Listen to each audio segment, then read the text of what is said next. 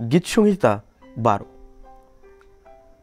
সদাপ্রভু ত্রাণ করো, কেননা সাধু লোপ পাইল।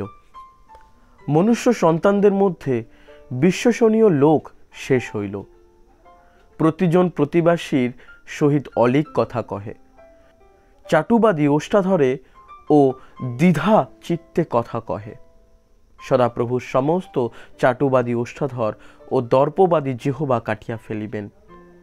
উহারা বলে, আমরা জিহ্বা দ্বারা প্রবল হইব, আমাদের ওষ্ঠ আমাদেরই, আমাদের কর্তা কে? দুঃখীদের সর্বনাশ, দীনহীনদের কাতরোক্তি প্রযুক্ত আমি এক্ষণে উঠিব, ইহা সদাপ্রভু কহেন। আমি ত্রাণাকাঙ্ক্ষীর ত্রাণ করিব।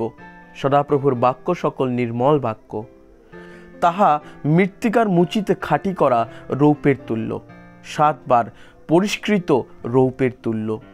হে সদাপ্রভু, তুমিই তাহাদিওকে রক্ষা করিবে, চিরতরে এই কালের লোক হইতে উদ্ধার করিবে।